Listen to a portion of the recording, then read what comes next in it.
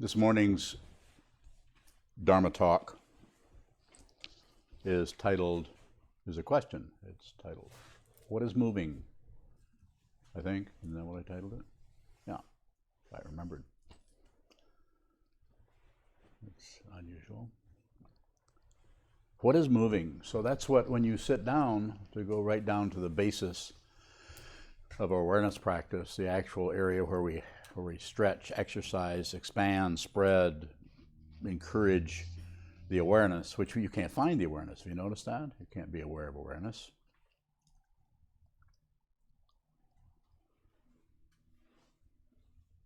And if you sit down, hold everything still that you can without being too rigid, just hold very, very still, and then ask, what's moving? What's moving? What is actually moving? And you, of course, the obvious things are your diaphragm, and if you're sensitive to it, possibly you can notice your heartbeat, your pulse. It could be other things that are moving in terms of a feeling like your back is maybe sore, which might have a movement to it, getting worse, getting better, less painful. But when we say what is moving, and we take that question and look to resolve or understand what is actually moving, then the thinking process is involved, but it's not in the driver's seat necessarily. What's happening is we're actually spreading. It might take a while. Some people might have a great deal of difficulty sitting on a cushion and asking that question and not be completely loaded with all kinds of thoughts and distractions and going here, going there, fantasies, worries, evaluations. So the idea here, the ideal idea, would be to have awareness without any particular elaboration. So just the awareness. And of course, we're going to have something moving there. There's always going to be some kind of an object, but without the elaboration. The elaboration is extra. The elaboration comes in and explains what it is that's moving, why it shouldn't move, why it should move, why it should slow down, why it should go left, right. You know what I'm talking about. You have your own version of this. You just got through sitting here looking at the wall, probably at the mercy of that movement, or possibly engaged in it in a way to just appreciate.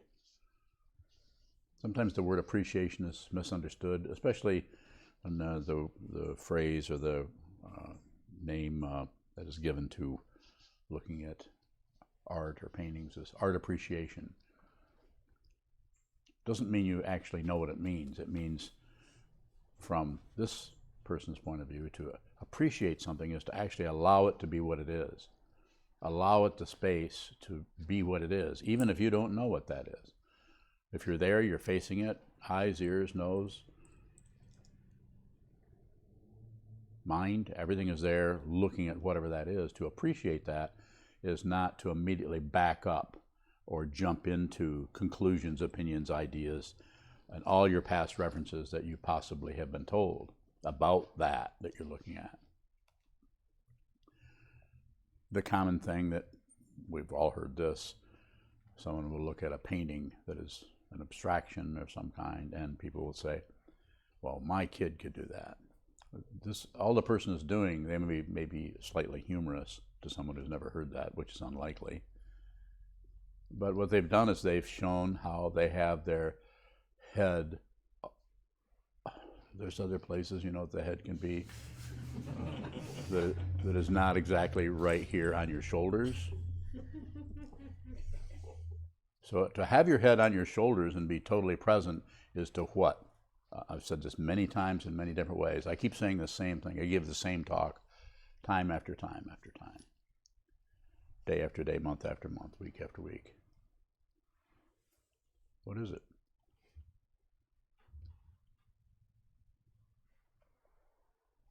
What is it? Huh? Yeah. What did I just ask you?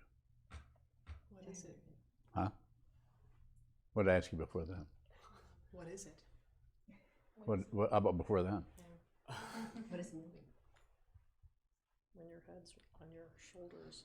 Yeah. Right here, I suppose. It's slowly trying to get into some other place. Because it's painful to not know. Ego, the self-centeredness, doesn't like the feeling of like, I don't understand this. I don't know what it is. But a person who is, let's say, what's the word for this? Mature? How about adult? If you're an actual adult, you understand something about being a living being, and you're all through trying to promote yourself in some artificial way. You're actually able to be who you are. You're able to say to another person who maybe 10 years before then or 3.5 months before then, you would kind of fake it. Yeah, well, do you know who about this? Yeah. And we kind of stumble around because we don't want to appear as what? As not knowing what this is, not being sophisticated. So a willingness to not know, this is very, very powerful. This is very key. If you understand this, the next time you go and sit at on the cushion, you will have a different kind of dynamic going on than just a grasping one, trying to get it, trying to understand. Knock that off, as I sometimes say. And of course, when I say knock that off, I know you probably can't. But by saying that, and by you hearing me say that, or repeating in your mind what this old man has said, it brings your mind right to the area that you have no say-so over.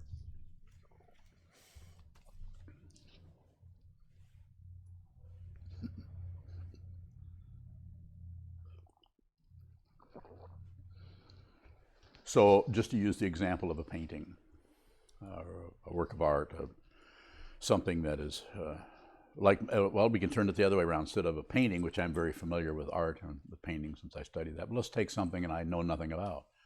When I hear a piece of music, especially something that comes on has come out in the last few years, in order to really appreciate that, I have to actually listen to it.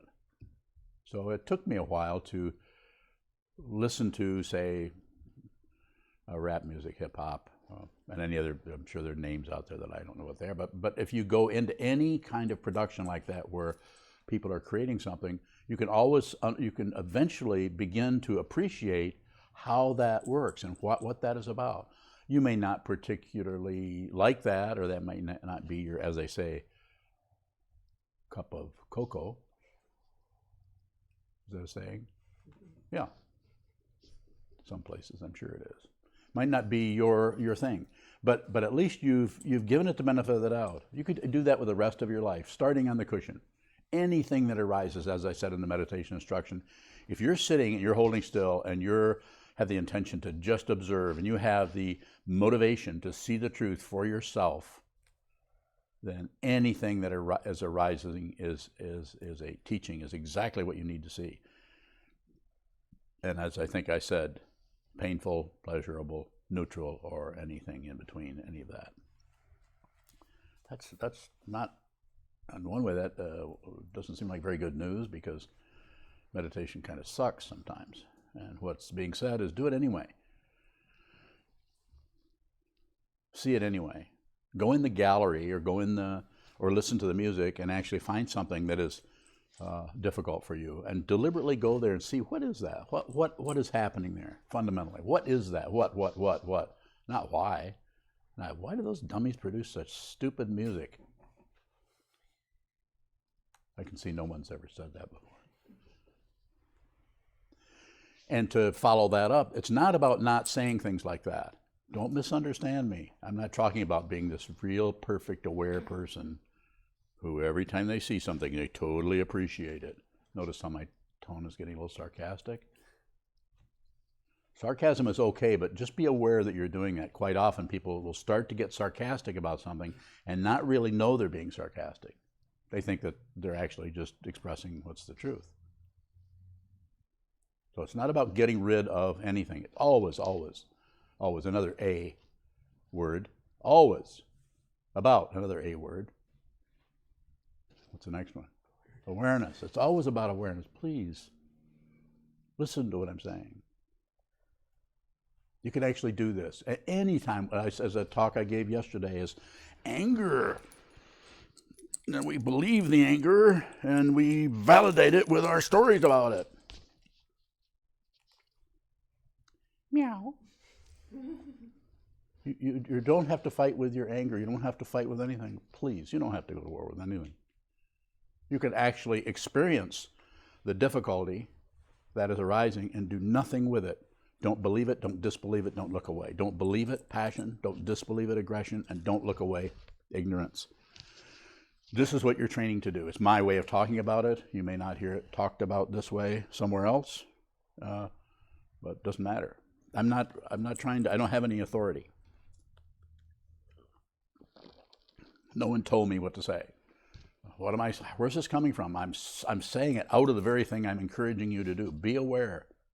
Stop grasping into self. Stop rejecting a self, which is another more subtle form of grasping, to try to get rid of your ego. To try not to be egotistical is extremely self-centered, because you're trying to get rid of something that does not exist.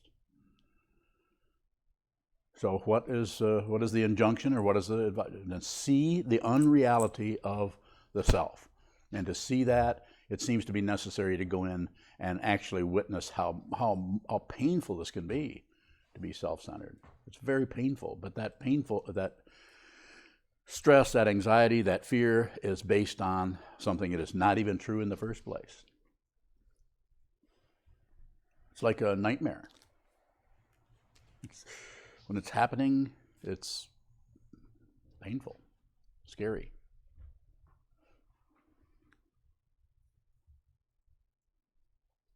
So you could walk into go back to the painting metaphor, you could walk in and see a painting that is a rectangle, or maybe it's a parallelogram. But you're looking at it, and maybe it's, you don't know, well, why would somebody even spend any time doing that? That's a why question. Why do people like that? Another why question. The why questions are circular. You have the illusion of progress. That's why children love merry-go-rounds, because they have the illusion they're getting somewhere. And that's why adults generally are not too interested in merry-go-rounds, other than to watch their children be confused. Whereas us, we are all on merry-go-rounds that we don't recognize are circular. If you can see the circularity of your mind, of what is happening to your mind, I like it, I don't like it. I like it, I don't like it. It's right, it's wrong. It's right, it's wrong. If you can see that, this will be the beginning of not the disillusion necessarily, but of the self-centeredness becoming transparent. You're starting to look at the self. It is not comfortable to look at the grasping into self. It's painful, especially if you're doing it in relationship with others who are close to you, who are giving you a hard time about how you are, who you are, how you're acting, how the common thing we often hear, and it's actually reinforced by our society, our culture. Well, I'm not having my needs met. Come and tell me that. Come in the Hojo and say, Sokuzan, you're not meeting my needs.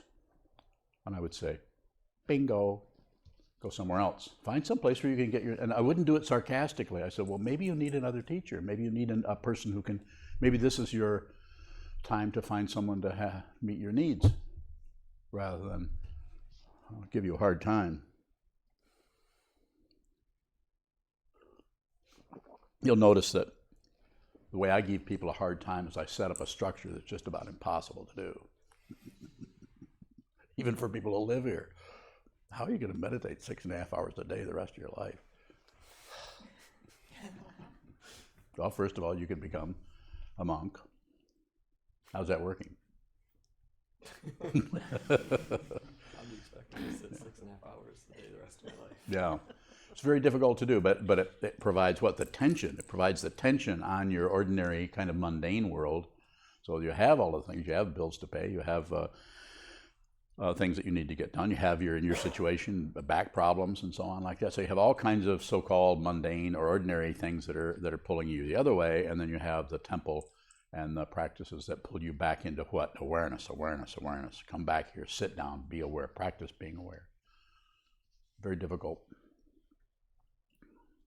It's a spiritual path. It's not a path of, it would be, in some ways, it would be maybe much easier to go out and get an engineering degree, unless you were terrible at math. Then you might want to go and get a degree in art or hip hop. I think they probably give degrees in hip hop music, I would think. Probably give a degree in everything. Yes, Bailey. What is helpful about that tension? Good question. So what is helpful about the tension is that allows you, that you can bring your awareness to that tension and see how that works. And notice the way the ego mind, the self-centered mind, will validate things. Well, you can't practice right now because you've got to take care of your pet mice. Well, you don't have any pet mice. Or I've got to stay at the stay home because I feel sick. But you know exactly what you'll notice that when it's choiceless, you don't have any tension there. There isn't any tension. You know you're choiceless. You have to stay home because you're feeling ill. You can't, and then you might feel, I could probably go sit for a little while, and then you might do that, and then that doesn't work, and you come back. So it's a very natural kind of thing. But it seems to be important to set up the form so that you have the tension. It's like brushing your teeth. You know, it's not exactly like that, but it's a little bit like that. That's something you need to do if you want your teeth to not fall out. Probably need to brush them. I think there are some people that say that's not necessary to do that. You just have to drink gopher's blood. Well, it's probably something like that. You haven't heard of that? The latest. Yeah. Well, first you have to put an IV in a gopher because I'm not killing any gophers. Yeah, Bailey. If there's tension arising, does that mean something is not choiceless? No, it means that then you watch the tension. You bring your awareness to whatever is moving, which would be tension, bring your awareness to it, and then it resolves itself. It's choiceless. It's just that it's not time. You know, sometimes what happens is we have, ego gets trapped in either or. Awareness doesn't get trapped in anything. It just noticed that it's not time to do anything yet. It's like the scales have not been filled up so that things go, because we live in a relative world, so sure, there is this way and that way. There's even right and wrong. There's even correct and incorrect. There's kindness and disrespect, however you want to use it. There's that kind of thing, but it seems to be necessary to bring awareness to the situation without artificially resolving it because your ego's uncomfortable. Or you might look bad. What will people think if I don't act? You know, well, they're probably going to think out of their own confusion and think that you're wrong, or you should have done something, or why didn't you do something? The judgment of others is rampant. That's how you get rid of the judgment of yourself. Judge somebody else. Judgment is always multilateral. Is that a word? That's many lateral more than once.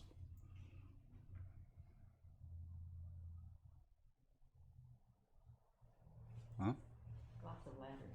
Yeah, lots of ladders. Multilateral. Lateral, that's a pass in football, isn't it? Lateral.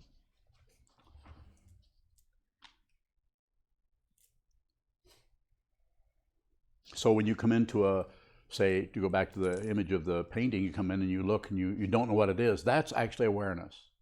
And so you could bring yourself into that space. You're listening to music you're unfamiliar with, that you're not too sure what's going on there. It doesn't sound like music, sounds like chaos.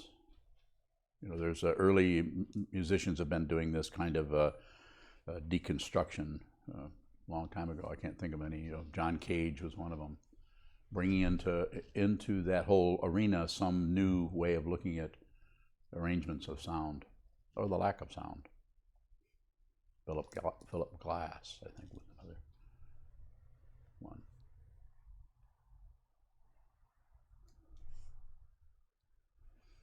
So what, bringing this sitting down on the cushion, and what is this? What is happening? What is moving? Is there something moving? And you'll, simply put, you'll notice your diaphragm and your breathing. But you're just here, you're just in the room, things are going, and then you'll notice thoughts coming and going about this or about that. And the idea here is to just observe. And through doing that, stretching that awareness, expanding, stretching, increasing, strengthening that awareness, that awareness is not something. It's, you could say, maybe it's more like a function. I don't even know if that would work. But when you get up off the cushion, there's no guarantee that you won't run right into a train wreck somewhere emotionally. But when you do, at least you'll have some kind of spaciousness around that to deal with the pain or the difficulty, instead of immediately going to blaming. If you can blame someone else, your pain level goes down because you actually transfer it. It is one of the primitive ways of seeing no separation. When I say primitive, nothing is separate, but the fight to gain separation and get this stuff and keep that stuff away or win just adds to the suffering and the pain. There's a basic equanimity in the Dzogchen tradition. It's called the great perfection. There's nothing to correct. If you think there's something to correct, you're going to suffer. I'm not saying that someone here is torturing animals or someone over here is torturing humans, that isn't something to work with or deal with, but we don't want to go right in and start torturing the torturer. So this is called warfare. When you see warfare, don't go to war in yourself. Deep in, you feel just suffering, pain, anger is arising because something out here has triggered the anger that's deep in you that has never been investigated because you haven't investigated it. Sitting practice of meditation is a way of allowing, because you're holding very still and because you're endeavoring to not add, subtract, divide, do any math or anything. You're just taking some time out of your everyday processing, dealing with life, evaluating, judging, acquiring, getting rid of. So you're just going to sit down, you're not going to do anything insofar as you can. Sit, hold very still, and by watching what moves, you eventually, maybe not the first day, the first week, maybe not even the first year, but eventually that awareness starts to spread and spread and spread, and you go down into, can't think of another way of saying it, maybe it's going up into, maybe there is no up or down, but you go into the very areas that you have been hiding out from. Possibly not only this life, but there's other, sometimes called other lifetimes. I don't know what they are, so I don't know. I use that name just because it's convenient, but I don't know what it is. But if you start to look in that area, which some of us here have done, I've done, and others have done, there doesn't seem to be any time and space. It's like in a dream. There's no past and there's no future. There's nothing solid, and yet it's there. It's a powerful situation to reflect on.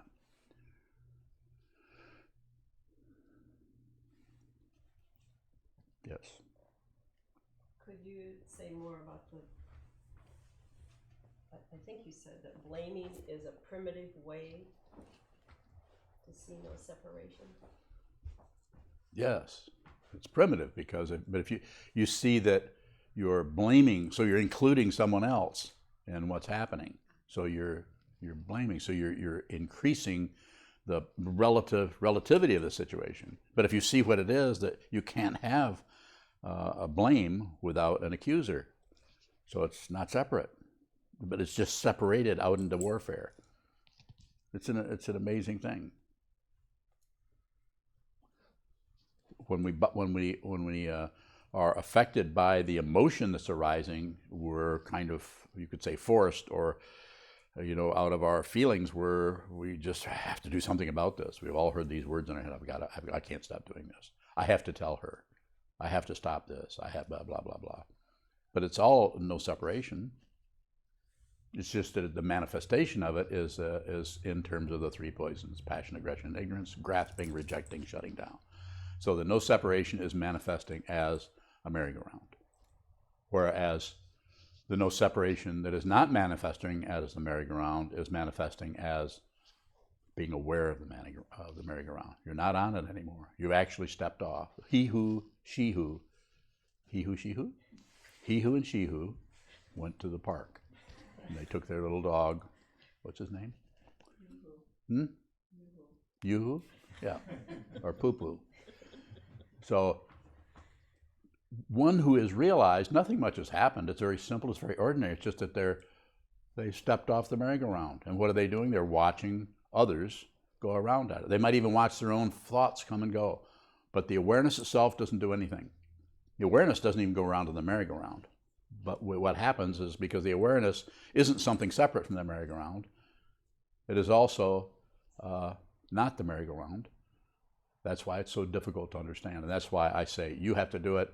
Any teaching person in this spiritual path of Buddhism, teachings of the Buddha's Dharma or awakened truth, was going to tell you in one way or another, more than likely, you're going to have to do it. So you just to use that image of a merry-go-round, it's going around, it's going around. Maybe you spent most of your life going around, going around, going around. And then because of your practice, the awareness starts to see the whole thing. And then you could almost say, as an image, say, you're kind of standing next to it watching it, but you're no longer on it.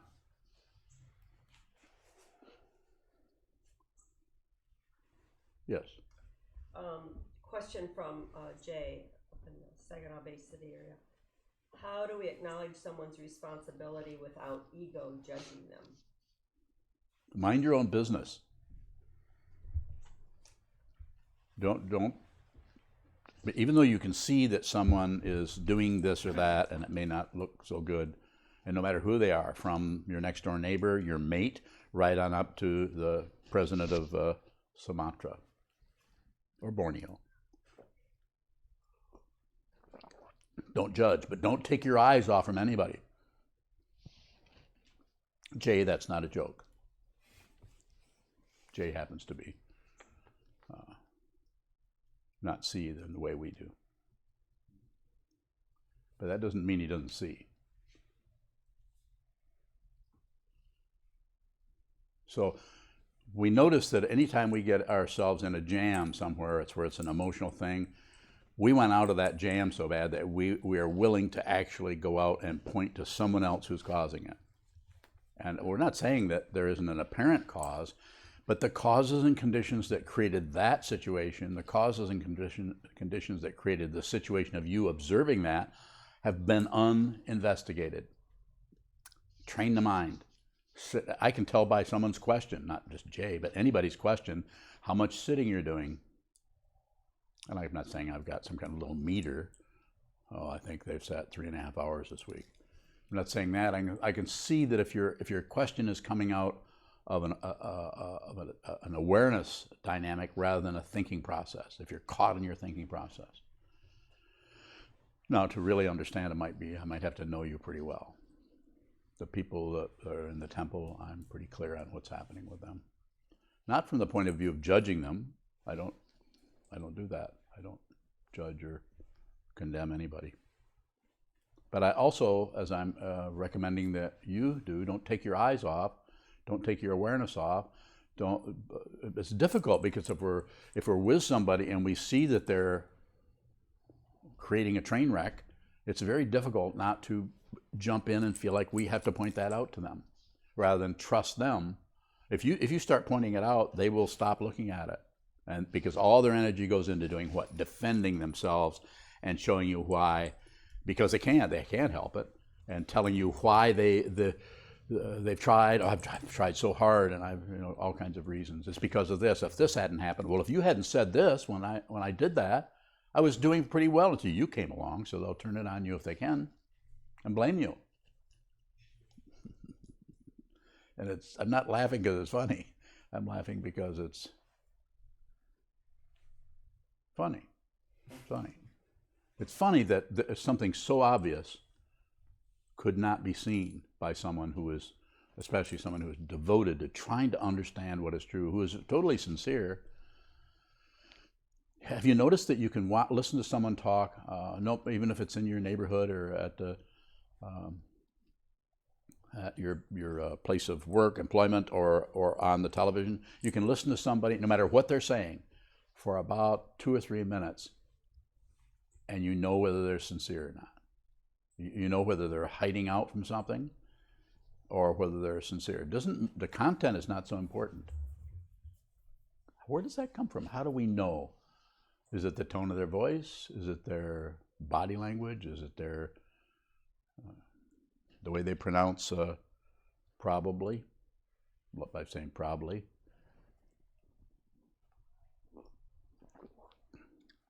Yes. A question from Sandro in New York. I knew he was going to ask me a question. I could feel it coming. It's 2 questions. Okay. The first Let's take the one- last one first. Okay. Is movement more the story we tell ourselves that strings this all together? And his first question is, does anything really move? So to say nothing really moves is anytime you have anything moving, of course you have everything not moving, because it's not two. So you can't have movement without not movement. But to take the concept of no movement or nothing happens, which is an extension of that same thing, it's an ultimate teaching, even though it's expressed relatively. But to say that has to be seen in the awareness, not just in the brain pan where all of the thoughts get together and have a conference. You can't think your way into nirvana. You can't think your way out of samsara into nirvana. Why? Why can't you? Thinking samsara? I would say it this way, not two. They are not separate.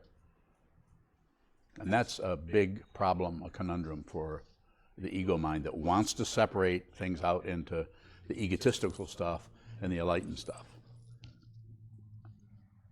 So it seems to this person and to, as it's expressed in the teachings, that what needs to be seen is the fundamental misunderstanding or mistaken identity, that there is a solid being here, and there are solid beings out there, that some are correct, some are wrong, some are confused, some are friends, some are enemies. And then this person is either doing okay, getting better, getting worse. It used to be having trouble, but now is doing pretty good. Constant evaluation. Don't elaborate on anything. All it does is, as soon as you start elaborating, on the merry-go-round. I'm not saying that you won't invent the anti-gravity machine by doing this. I'm not saying that you won't accomplish something or get a lot of accolades. There are people who are very, very famous and powerful who absolutely are out of their minds completely. But because of cause and conditions, the way they operate, you'd have to go back to 1953, if not 1783, to see it's always this and then that and then this and then that. And then people are dying and coming back, dying and coming back. It's been going on for, I'm not going to count all the years. What was that other question? Lots of time. He says, asks, does anything really move? Is movement more the story we tell ourselves that strings us together because there's no place to go? Yeah, I think we're adding, something happens and we string it together. We tie it together. But you don't have to untie it. You don't have to stop stringing it. Here I am again, saying it again. Just be aware of it. If you try to do anything with it, this ties back into the self-centeredness of someone who is getting rid of that, or someone who's untying that. This knot, and it is a knot of ego, unties itself. It just dissolves, and it dissolves or unties itself by not meddling with it. No elaboration. Anything that occurs out here, somebody does this, says this, offends you, compliments you, whatever they do, you add anything to it, including, oh, I feel a little bit better, because someone compliments you, and you notice if someone complimenting you or criticizing you can have an effect on you, then they're just basically showing you your self-centeredness. Because there isn't one. So there's no one to compliment. I can't, like complimenting somebody's good look or someone's golf swing. Yeah, that's really a big misunderstanding that keeps this world, this mundane world, spinning. Yes, sir? If you saw through the self, would you still feel something from maybe being accused of something or praised for something? Yes. So Yeah, go ahead. What's You'd feel the suffering of the person accusing you. would there be no particular negativity on? It would be completely negative and would hurt like hell. But there wouldn't be anybody that's experiencing the pain, the suffering, the compassion, the suffering, all of that doesn't belong to anybody. Nothing belongs to anybody. There's no ownership anywhere. When you realize that, the warfare is over. You stop fighting with everything. Even if you start to fight, the warfare is over. It's that, the not-to-ness, the non-duality is that deep. It's so deep that you may have to continue to function as an ego at the same time you realize not to. There's no way out of this. 1,000 years from now, you're going to be listening to the same talk by Geronimo.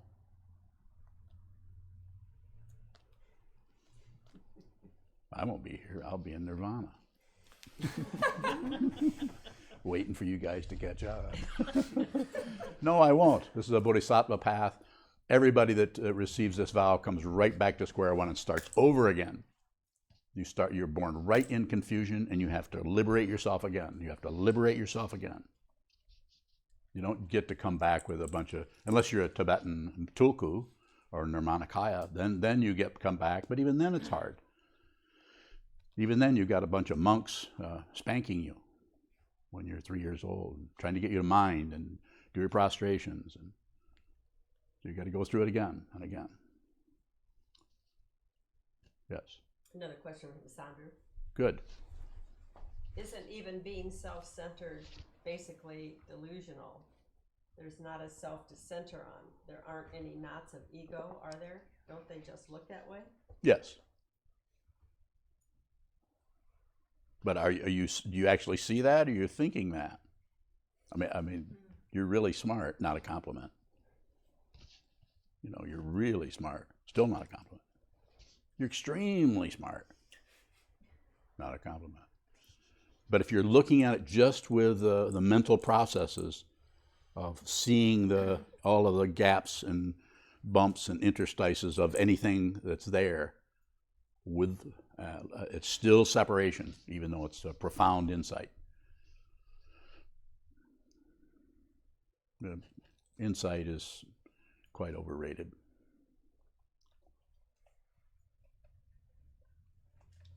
We have a top.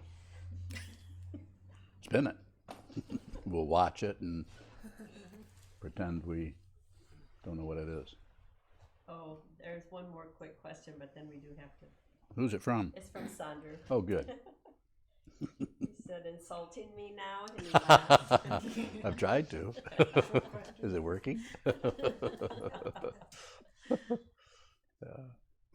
Well, that's the function of the teacher, to insult you. I mean, I wouldn't be teaching if I didn't insult somebody once in a while. Why not insult Sandra? He's a long ways away. He can't get me. He's in New York. Okay, so we're going to daily Dharma gathering. Thank you so much. And thank you, Sandra. And thank you, Jay. And thank you, everybody. So we'll stand and dedicate the mirrors. Also remind everybody about our donation boxes in the back. In the hallway, not bad. Please fill them up. Help support us, what we do here.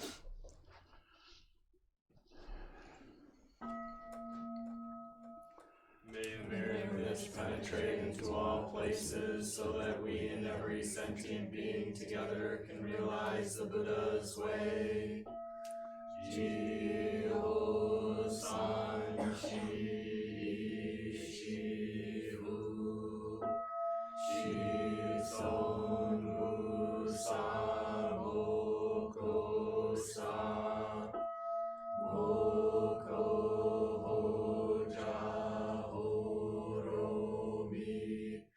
The 10 directions, the 3 worlds, all Buddhas, all venerable ones, Bodhisattvas, Mahasattvas, the great Prajna Paramita.